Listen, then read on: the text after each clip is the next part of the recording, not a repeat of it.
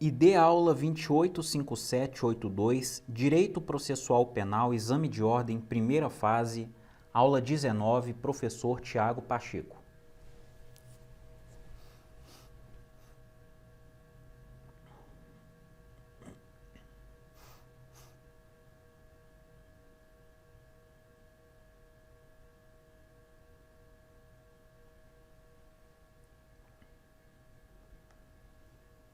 Direito Processual Penal, Exame de Ordem, primeira fase, Provas em Espécie, parte 3.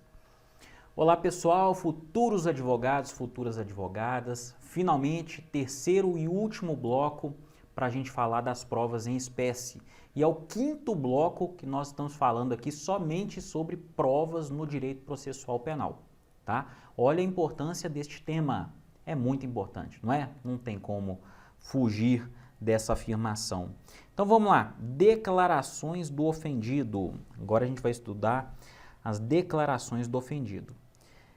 Ela pode ser requerida por qualquer das partes ou até mesmo determinada de ofício pelo juiz. Por que determinada de ofício pelo juiz? Porque se o juiz entender que é importante ouvir a vítima, caso ninguém tenha, obviamente, solicitado essa diligência, ele vai ouvir, porque ele busca a verdade real, ok? A sua ausência não gera nulidade. A ausência das declarações do ofendido não geram nulidade processual. E o ofendido não presta o compromisso de dizer a verdade, tá? Ele não responde, então, por falso testemunho. Assim como o autor do crime, o acusado, o réu, ele não responde por falso testemunho, o ofendido também não responde por falso testemunho, tá? Mas ele pode responder por denunciação caluniosa. Então, se ele imputa a alguém, uma conduta a alguém, visando dar início a um procedimento, ele vai responder por denunciação caluniosa, pode responder por calúnia também, que é um crime contra a honra. Então, ele tem que ficar esperto nesse sentido, tá joia? Prova testemunhal. Declarações do ofendido é só isso mesmo, gente. Não tem muito o que falar não, tá? Diferentemente do Código de Processo Civil, no Código de Processo Penal, qualquer pessoa pode ser testemunha, tá? Mas algumas prestam o compromisso de dizer a verdade e outras não prestam o compromisso de dizer a verdade. Mas qualquer um pode ser testemunha. O ascendente direto, por exemplo, o pai pode ser testemunha? Pode. No direito processual civil nós temos ali muitas exceções de pessoas que não podem ser testemunhas em razão de suspeição, de impedimento. No processo penal é todo mundo, mas algumas têm um compromisso de dizer a verdade, são obrigadas. Outras não. Elas estariam ali atuando mais ou menos como se fosse o próprio réu ou o próprio ofendido, ok? Porque não tem a necessidade, eles não têm a obrigação de dizer a verdade. Então vamos ver como é que funciona isso. Artigo 208. Não se deferirá o compromisso a que alude o artigo 203 aos doentes e deficientes mentais e aos menores de 14 anos, nem às pessoas a que se refere o artigo 206. Então vamos lá. Pessoas que não têm a obrigação de depor. Artigo 206. A testemunha não poderá eximir-se da obrigação de depor. Poderão, entretanto, recusar-se a fazê-lo o ascendente ou ascendente. É uma opção, ok? Não é uma obrigatoriedade. É eles que vão optar. O ascendente ou descendente, o afim em linha reta, o cônjuge, ainda que desquitado, o irmão e o pai, a mãe ou filho adotivo do acusado, salvo quando não for possível por outro modo obter ou integrar-se à prova do fato e de suas circunstâncias. Agora, tem isso também, o final do artigo fala o seguinte, se não tiver outro jeito, aí tem que ser ouvido, mas eles não prestam o compromisso de dizer a verdade. Ok? Então é simples. Essas testemunhas não precisam ser ouvidas, não têm a obrigação. ok? E podem recusar essa obrigação ascendentes, descendentes, cônjuge, ainda que desquitado, irmão, pai, mãe ou filho adotivo do acusado. Mas se não tiver jeito, se não for possível produzir provas de outras formas, eles serão obrigados a prestarem depoimento, mas não prestam compromisso de dizer a verdade, tá? Então vamos lá, pessoas proibidas de depor. Pessoas que em razão de função, ministério, ofício ou profissão devam guardar segredo, salvo se desobrigadas pela parte interessada quiserem dar o seu testemunho. Então tem algumas pessoas que não depõem, tá? Padre, por exemplo, padre, ele não é obrigado a depor. Agora, se ele quiser, se ele for desobrigado pela parte interessada e quiser dar o testemunho, ele pode dar o testemunho, ele só não é obrigado, ok? Características da prova testemunhal. Judicialidade. A prova testemunhal é produzida em juízo. Então, todos os depoimentos do inquérito policial, onde não houve contraditório e ampla defesa, eles devem ser reproduzidos, repetidos na fase judicial, tá? Com o contraditório e a ampla defesa. Oralidade, tá? Oralidade. A testemunha, ela depõe de forma oral e o seu depoimento é reduzido a termo. Mas a lei permite consulta a apontamentos. Você pode levar ali um caderninho, um bloquinho para consultar uma coisa ou outra. Não é fazer a leitura do seu depoimento, não. É produzir algum apontamento, tá? Existe exceção? Existe. Pessoas e autoridades que prestam depoimento por escrito. Ok? Algumas pessoas prestam depoimento por escrito. A gente vai ver mais à frente. Individualidade. Havendo mais de um, os depoimentos serão tomados separadamente. Então, o depoimento não é tomado em conjunto, não, tá? Objetividade. Como regra, o depoimento visa os fatos, não se externando opiniões pessoais, salvo quando inseparáveis da narrativa do fato delituoso. E a retrospectividade, né? Refere-se a fatos passados, não a fatos futuros e nem presentes, né? Fatos passados. Classificação das testemunhas, vamos lá. Testemunha presencial é aquela que teve contato direto com o fato, presenciando os acontecimentos. Sem dúvida, é a testemunha mais útil ao processo. É aquele rapaz que viu o homicídio, viu o indivíduo atirando no seu desafeto, assistiu tudo. Essa é uma testemunha importante. É uma prova excepcional para o procedimento, ok? Temos a testemunha indireta, que é aquela que nada presenciou, mas ouviu falar do fato ou depõe sobre os fatos acessórios. Então, a testemunha indireta, ela não viu, mas ela ouviu falar ou então ela vai depor sobre fatos acessórios. É aquela testemunha, o vizinho, que fala, olha, eu não sei se foi ele que matou não, mas que eu vi ele saindo de casa meia hora antes do homicídio com uma arma na mão, eu vi. Ok? São fatos acessórios. Ele não está dando depoimento sobre o fato em si, mas é importante, é importantíssimo.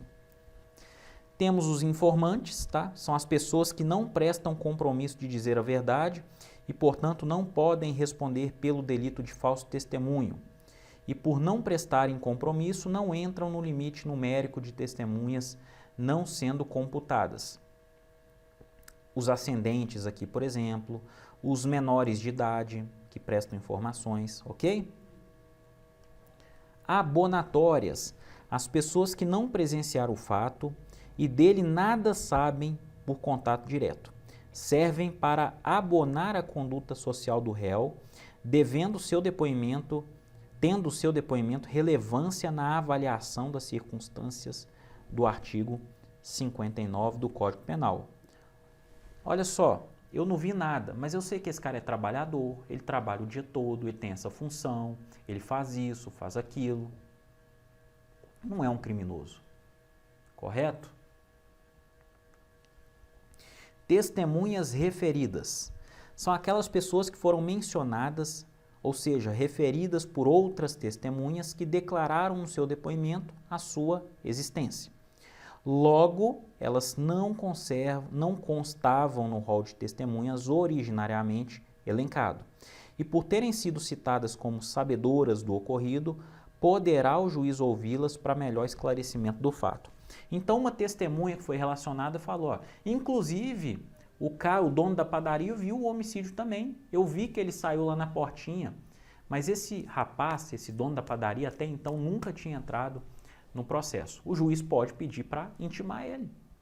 Ele não quer a verdade real? É mais uma prova de que os fatos ocorreram daquele jeito, tá? Sistema do Across Examination. As perguntas são formuladas pelas partes diretamente às testemunhas. Então, as partes formulam perguntas diretamente às testemunhas, ok? Deveres da testemunha. Dever de comparecimento no dia e hora previstos. Que mais? Dever de prestar depoimento verdadeiro, salvo as que não prestarem o compromisso. Aqueles que não prestam compromisso de dizer a verdade não são obrigadas a dizer a verdade e não vão responder por perjúrio em caso de mentirem, né? Dever de comunicar ao juiz a alteração de endereço, para que elas possam ser intimadas, né, em momento futuro, caso necessário. E o número de testemunhas. No rito ordinário, cada parte tem o direito de apresentar 8 testemunhas. No rito sumário, cada parte tem o direito de apresentar 5 testemunhas. No rito do júri, também, 5 testemunhas. No rito sumaríssimo da Lei 9.099, nos juizados especiais, 3 testemunhas. Na Lei de Tóxicos, Lei 11.343, de 2006, 5 testemunhas também. Mas atenção, o número de testemunha é para cada crime e para cada réu. Ok? Para cada crime e para cada réu. Então, em concurso de crimes e concurso de pessoas, nós teremos muito mais testemunhas.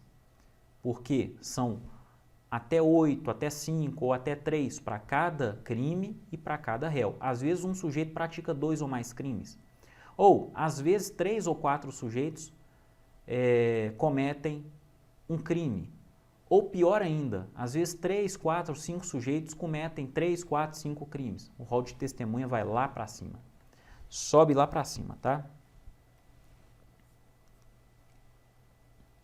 Então, havendo mais de um crime ou mais de um réu, multiplica-se o número de testemunhas. Lembrando que assistente do Ministério Público também pode arrolar testemunha, mas dentro do número máximo. Então, se a defesa, ou melhor, se o ofendido ele coloca um assistente de acusação para trabalhar juntamente com o Ministério Público, ele também tem o direito de solicitar testemunhas, mas dentro do rol, tem que caber naqueles 8, naqueles 5 ou naqueles 3, a depender do caso concreto. Pronto, reconhecimento de pessoas e coisas. Vamos lá, finalidade. Comprovar a identidade física de uma pessoa ou coisa. Então, olha só, aquele famoso reconhecimento de pessoas, né?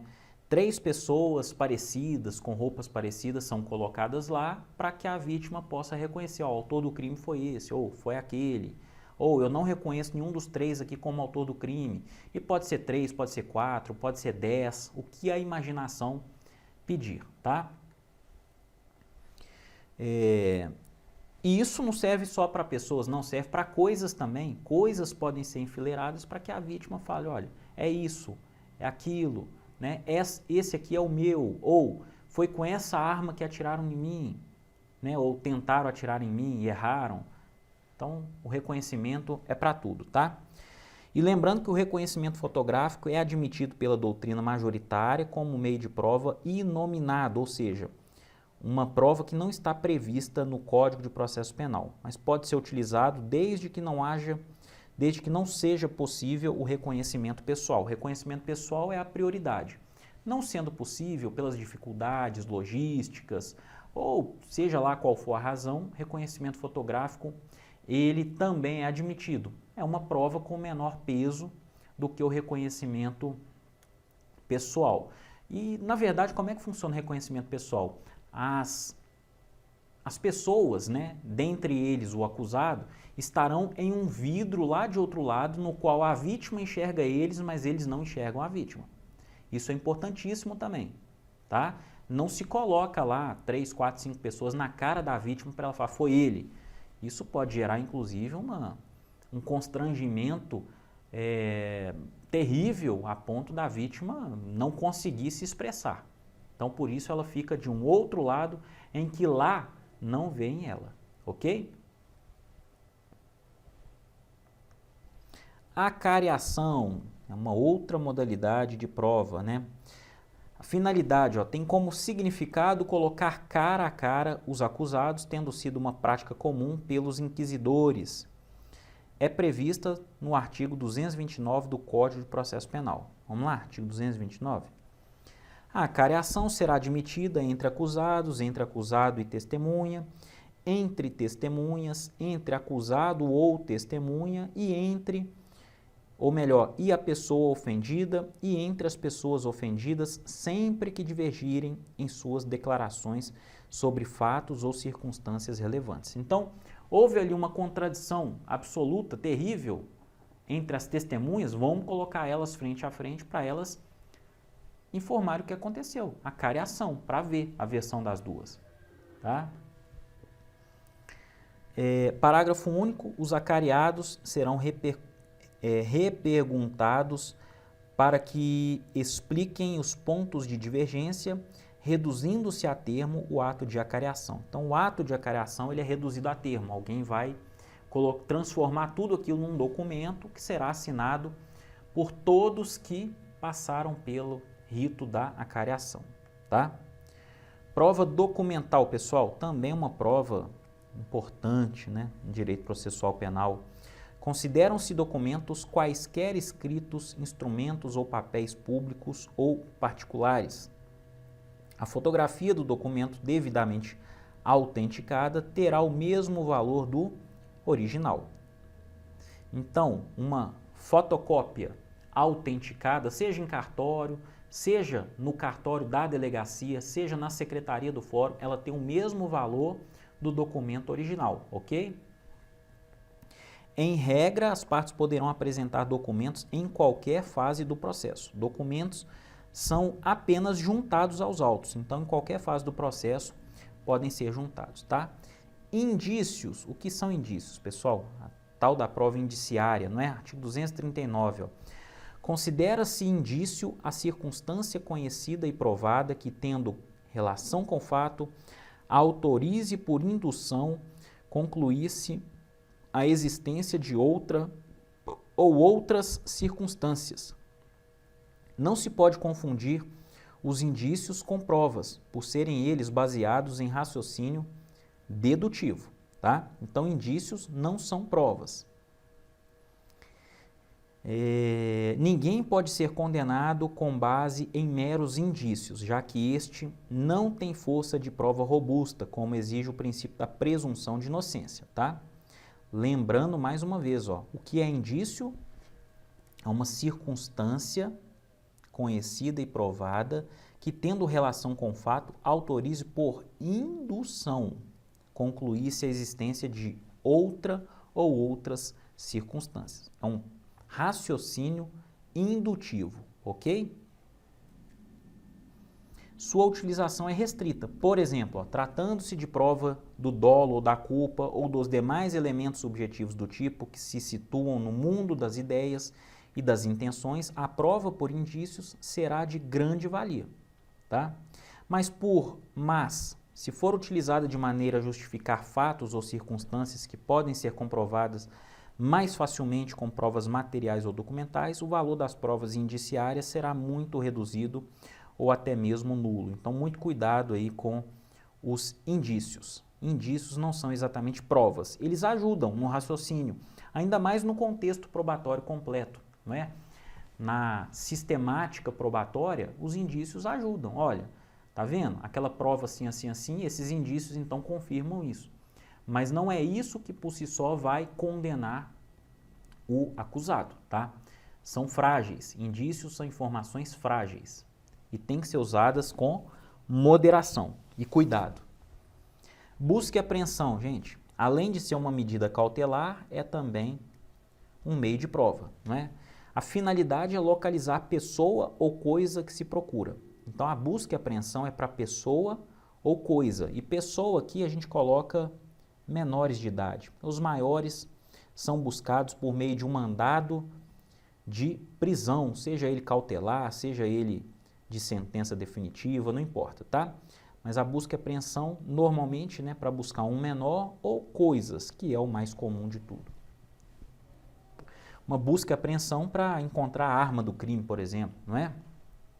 Para o Código de Processo Penal, trata-se de meio de prova. E para a doutrina, trata-se de medida cautelar. Então, olha só. O Código de Processo Penal fala que é meio de prova. Tanto é que está lá, no subtítulo, né? Ou melhor, no título que fala das provas. Agora, a doutrina entende que é medida cautelar. Eu, no meu humilde entendimento, para mim, é meio de prova e medida cautelar de forma simultânea, tá? Pode ser determinada durante ou até antes do inquérito policial, no curso da ação penal e até na fase de execução penal. Então, não tem limite para se buscar uma prova. Não tem limite temporal para se buscar uma prova. Existe busca e apreensão até mesmo antes do inquérito policial, com base em fortes indícios de autoria e materialidade. Pode o delegado de polícia solicitar uma busca e apreensão em tal lugar, até mesmo para verificar se vai instaurar mesmo o inquérito ou não. Isso é comum, mas tem que ser muito bem fundamentado. Tem que ter um nível de certeza bem alto para que o juiz possa deferir também de forma fundamentada essa busca e apreensão antes mesmo do processo penal ou do inquérito policial, tá? E aí nós temos a busca domiciliar, que é necessário, né, comprovar o periculo in mora e o fumus boni iuris, tá? Deve haver uma ordem judicial e um mandado expedido. A ordem judicial fundamentada e o mandado de busca e apreensão expedido.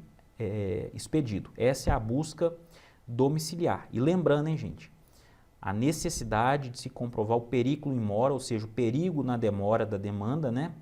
E o fumus boni iuris, a fumaça do bom direito, presentes na necessidade dessa diligência. E busca pessoal. Não há exigência de mandado judicial, salvo o mandado de prisão, tá? Então, na busca pessoal, não há exigência de mandado judicial, salvo, obviamente, o mandado de prisão, seja ele cautelar, seja ele definitivo, não importa, tá? Observação, o mandado de busca e apreensão em escritório de advocacia é diferente, temos algumas regrinhas, né? Por quê? O escritório de advocacia é contemplado com a inviolabilidade do local de trabalho. O local de trabalho do advogado, ele é inviolável, e não somente o seu local de trabalho, mas os seus instrumentos, as correspondências escritas, as correspondências eletrônicas, né, telefônicas, telemáticas, desde que, obviamente, isso tudo seja relativo ao trabalho da advocacia. Porém, se há indício de crime, se há indício da prática criminosa, o juiz decreta a quebra da inviolabilidade, expedindo um mandado de busca e apreensão a ser cumprido na presença do representante da OAB, aquele famoso delegado de prerrogativas, que é o representante da OAB que vai acompanhar a busca e apreensão naquele escritório em razão de ser uma diligência mais complexa, já que o advogado ele possui o seu sigilo profissional garantido por lei. Ok, pessoal? Terminamos, né? Falamos aqui praticamente de tudo sobre provas, mas eu quero terminar essa aula dando um conselho para vocês. A gente não pode aqui esmiuçar tudo em razão do nosso tempo, tanto é que foram 5 aulas, não é? Sobre provas, mais de 2h30, porque nesse meio termo aí tivemos uma aula muito grande, que ultrapassou 50 minutos. Leiam os artigos, leiam os artigos. Não deixem de ler os artigos, desde o início, lá no artigo 155 para frente, até onde acabar. Leia a parte geral e leia a parte que menciona as provas em espécie. A leitura dos artigos conjugada com essas 5 aulas vai te tornar imbatível no seu exame. Será praticamente impossível você errar uma questão se você fazer o que eu estou falando. Juntando as aulas que você já assistiu, o material escrito que está disponível para você, com a leitura dos artigos, você vai certamente fechar. E, obviamente, o que não pode faltar nunca, né, pessoal? Para um futuro advogado, para uma futura advogada, não pode faltar resolução de questões.